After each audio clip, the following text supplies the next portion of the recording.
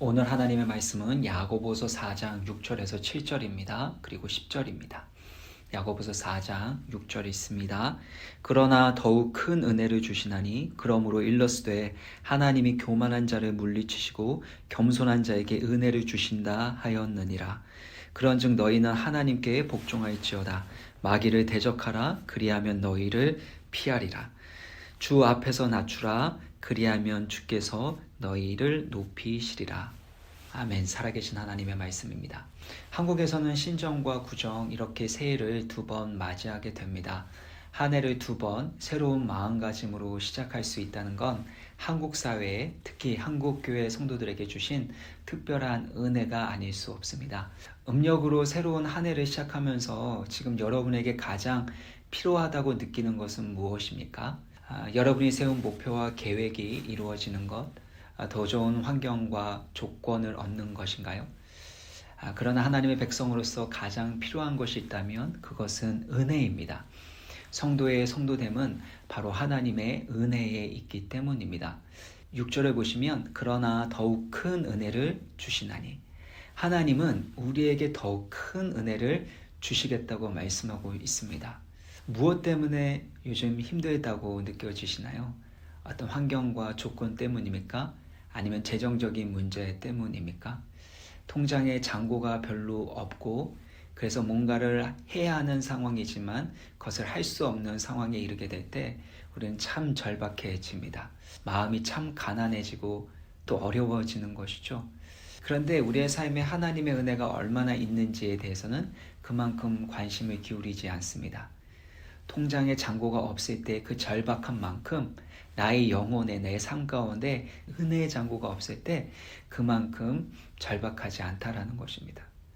한 해를 시작하면서 하나님이 우리 가운데 주시길 원하시는 가장 중요한 것이 있다면 그것은 은혜입니다. 그렇다면 본문에서 말하는 은혜는 무엇을 위한 은혜일까요? 본문의 배경을 잘 살펴보면 1절인데요. 싸움과 다툼이 어디로부터 나느냐? 너희 지체 중에서 싸우는 정욕으로부터 나는 것이 아니냐? 우리 안에 있는 이 죄된 본성으로 말미암아 싸움과 다툼이 일어나는 상황을 표현하고 있습니다. 여기서 싸우는 정욕이라는 표현이 있는데요. 이기적인 욕심은 싸움과 다툼을 불러 일으키는 정욕이라는 것입니다. 또 4절을 보시면요. 세상과 벗이 되고자 하는 자는 스스로 하나님과 원수가 되는 것이니라. 그러니까 세상을 사랑하고 세상과 가까워지는 사람은 결국 하나님과 멀어집니다. 더 나아가서 세상을 사랑하고 세상과 가까워지는 일을 하고 있는 사람은 스스로 하나님과 원수가 되는 일을 하고 있다는 것입니다. 이처럼 우리가 세상을 살아가면서 우리 안에 있는 죄된 본성, 이기적인 욕망으로 인해 다툼과 갈등을 경험합니다. 세상과 가까워지고 또 하나님으로부터 멀어지게 되는 하나님이 싫어하시는 일들을 행하고 그런 모습을 보이기도 합니다. 그때에도 하나님은 여전히 우리 가운데 더욱 은혜를 주시기를 원한다고 말씀하고 계시는 것입니다. 우리를 사랑하시는 하나님의 신실하신 사랑 때문에 그 긍휼하심과 자비로우심 때문에 우리에게 더욱 큰 은혜를 주셔서 다툼과 그 갈등을 해결하게 하신다는 것입니다. 더욱 큰 은혜를 주셔서 세상과 벗하지 않고 친구되지 않고 하나님과 친밀한 관계를 맺게 하시겠다라는 것입니다.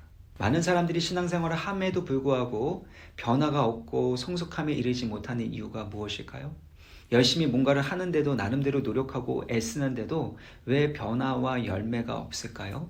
성경은 은혜가 부족하기 때문이다 라고 말씀합니다. 나름대로 열심히 노력하고 애쓰지만 그 하나님의 풍성하신 은혜로 그 모든 일들을 해나가고 있지 못하기 때문이라는 것입니다. 결국 우리를 하나님의 사람으로 변화시키는 힘은 바로 은혜라는 겁니다. 우리의 욕망을 따라 기분을 따라 살아가지 않고 하나님의 뜻대로 살아가게 만드는 것이 있다면 그것은 하나님의 은혜라는 것입니다.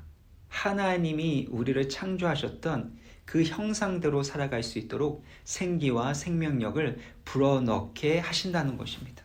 이 모든 것이 하나님의 은혜가 하는 일입니다.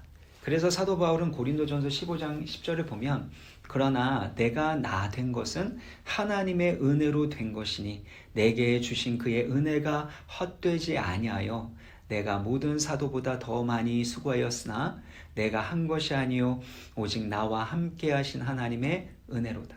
나의 나 된 것은 오직 하나님의 은혜다라고 사도 바울은 고백하고 있습니다.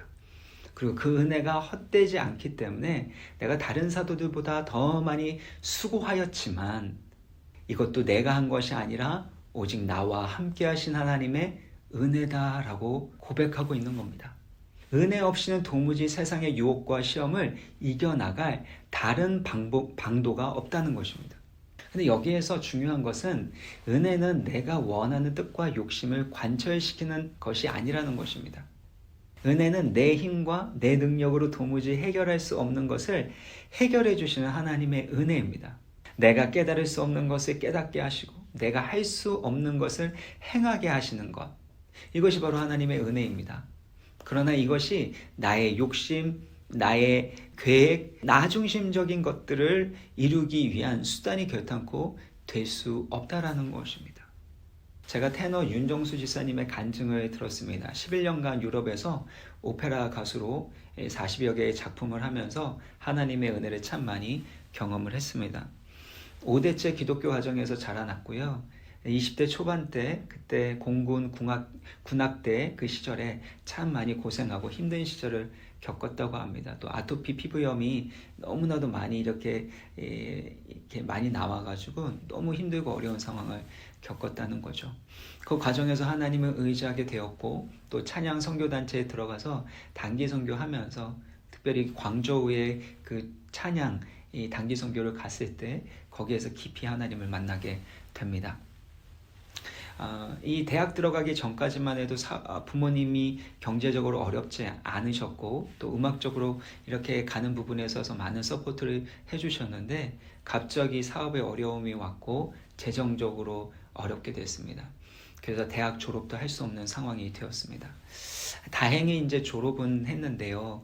이 졸업하고 나서 무엇을 해야 될지 유학은 꿈도 못 꾸는 그런 상황이었습니다. 그때 선교단체에 있었던 그 졸업생 누님과 대학 졸업하고 나서 6개월 동안 일주일에 한 번씩 요한복음 성경 공부를 하면서 그 성경 공부한 다음에 철야 기도를 했다라는 것입니다. 요한복음 말씀을 공부하고 그러면서 철야 기도를 하면서 기도한 것이죠. 하나님, 요한복음의 그 말씀처럼 2장의 말씀처럼 맹물과 같은 나의 인생이 바로 포도주와 같은 인생으로 변화되게 하여 주옵소서. 보리떡과 작은 물고기 같은 그렇게 보잘것없는 나의 인생을 통해 하나님의 구원과 영광을 나타내게 하여 주옵소서. 그렇게 6개월 동안 성경 공부하고 기도하면서 하나님의 은혜를 구했습니다. 6개월 후에 스코틀랜드 왕립음악원이라는 거기에 국비 장학생 이런 부분을 봤습니다. 그래서 거기에 오디션을 보게 됐는데 그때 하나님이 도와주시고 그동안의 기도의 응답으로 장학생이 돼서 유학을 가게 됐습니다. 그곳에서 하나님께서 예비하신 귀한 만남이 있었고 자신의 그 성악, 이 목소리를 내는 데 있어서 자신의 한계와 약점을 뛰어넘게 되어지는 그런 배움을 얻게 되었고 그래서 일치월장하게 되어지는 그런 은혜를 또 경험하게 됩니다. 지속되는 경제적인 어려움이 있었습니다. 유학생활 동안에요. 그런데 하나님께서 이 때를 따라 장학금과 생활비를 받게 하셨고 그래서 윤정수 지사님은 그 과정을 통해서 하나님의 인도하심에 따라 갔습니다.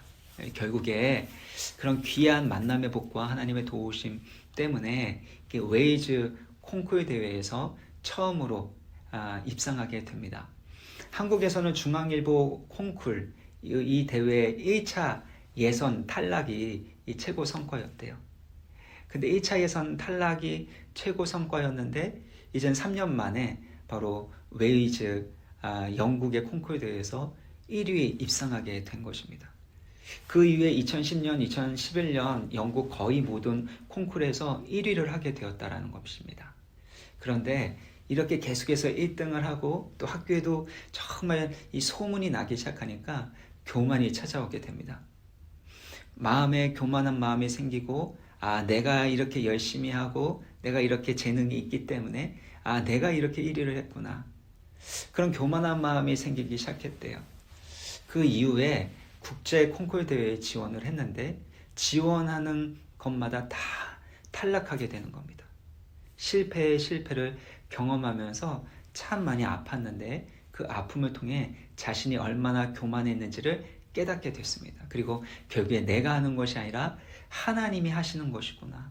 하나님의 은혜이구나 라는 것을 깨닫게 되었다라고 합니다. 계속되는 실패 가운데 재정은 거의 다 떨어지게 됐고 마지막으로 스페인 사라고사 국제 콩쿠르에 나가게 되었습니다. 근데 이 콩쿠르 이 나이 제한 때문에 사실은 이번에 합격하지 않으면 더 이상 기회가 없고 이미 유럽에서 버틸 돈은 다 떨어진 상황이었습니다. 그래서 콩쿠르에서 떨어지게 되면 프로 오페라 가수가 될 수 없는 절체절명의 위기를 맞이하게 된 것이죠. 다행히 본선 무대까지 12명이 경연하게 되는 이 무대까지는 올라갔습니다. 근데 2,000명이나 되는 그 관객 가운데서 이제 심사를 이렇게 심사평을 받아야 되는 거예요. 그러니까 얼마나 긴장이 되겠습니까? 이게 자기에게 주어진 마지막 기회라는 생각 때문에 마음이 너무나도 불안하고 또 긴장이 되었습니다.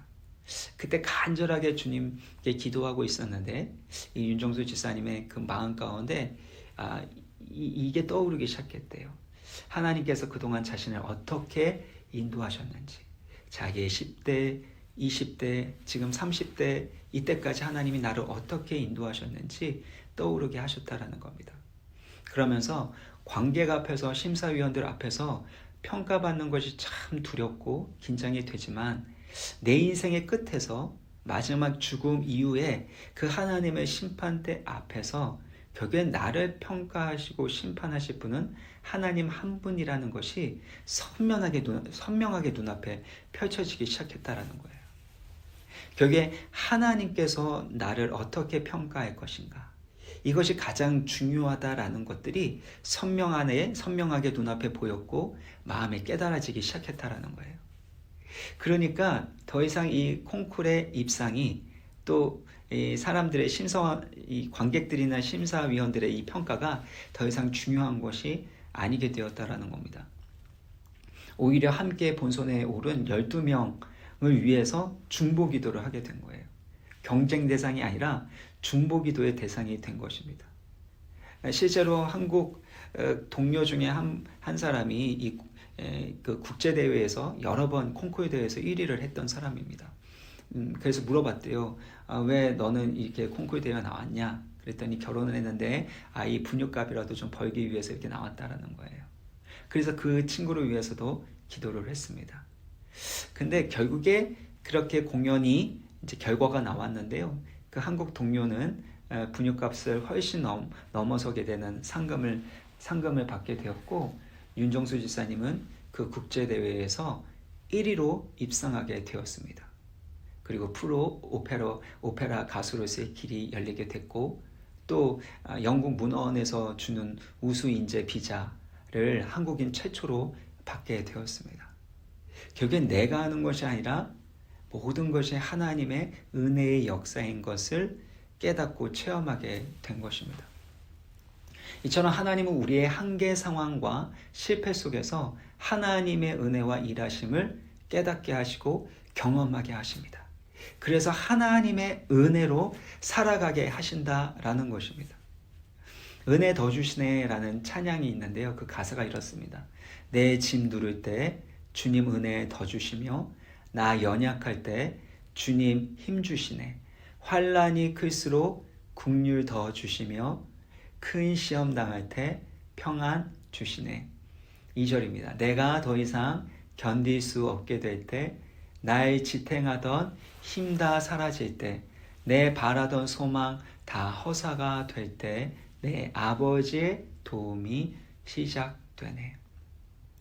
나의 짐이 누르고 내가 연약하다고 느끼고 환난이 크면 클수록, 큰 시험을 당하면 당할수록 하나님의 은혜와 위로와 평안이 더 크다, 더 크다라고 고백하고 있다는 것입니다. 우리 인생의 전체에서 특별히 2021년 다시 한번 시작하면서 우리가 정말로 사모하고 바라봐야 할 것은 무엇일까요? 바로 하나님의 은혜인 것입니다. 그렇다면 누가 더욱 큰 은혜를 받을 수 있을까요? 짧게 말씀드리려고 합니다. 교만하지 말고 겸손한 자에게 더욱 큰 은혜가 주어집니다. 6절입니다. 그러나 더욱 큰 은혜를 주시나니 그러므로 일렀을 때 하나님이 교만한 자를 물리치시고 겸손한 자에게 은혜를 주신다 하였느니라. 하나님께서 은혜 베푸시는 사람은 누구입니까? 겸손한 사람입니다. 만약에 우리 가운데 은혜가 부족하다면, 우리의 내면 가운데 하나님이 주시는 생명력과 평안이 별로 없다면 사실은 우리의 마음은 교만한 상태일지도 모릅니다. 잠언서 16장 18절인데요. 교만은 패망의 선봉이요 거만한 마음은 넘어짐의 앞잡이니라. 교만은 패망의 선봉입니다. 그러므로 어떤 상황 가운데서도 우리는 교만하지 말고 겸손해야 합니다. 하나님이 가장 싫어하시는 것은, 하나님이 대적하는 사람은 바로 교만한 사람이기 때문입니다. 윤정수 지사님도 한국에서 그렇게 콩쿨 1차 예선에서도 탈락했었던 사람이었는데 하나님의 은혜로 영국 모든 콩쿨에서 1위로 입상하게 됩니다. 그때 어떤 마음을 갖게 됩니까? 하나님의 은혜를 잊어버리고 마음이 높아지고 교만해졌습니다. 교만해지면 실패하게 되는 것입니다. 그래서 국제 콩쿨 대회에서도 실패하게 되고, 그 과정을 통해서 하나님은 다시금 그 지사님의 마음을 겸비하게 낮추십니다. 하나님의 은혜만을 바라고 의지하는 상황과 마음 상태로 인도하신다라는 겁니다. 그렇게 하나님의 심정과 뜻에 집중하게 하셔서 결국에는 더욱 큰 하나님의 은혜를 받게 하셨음을 기억해야 합니다. 그러면 지금이 겸손해야 할 때입니다. 우리의 상황과 조건과 상관없이 더욱 큰 하나님의 은혜를 받기 위하여 우리의 마음을 겸비하게 해야 합니다. 두 번째는요, 하나님께 순복해야 합니다. 7절을 보면 그런즉 너희는 하나님께 복종할지어다 마귀를 대적하라 그리하면 너희를 피하리라.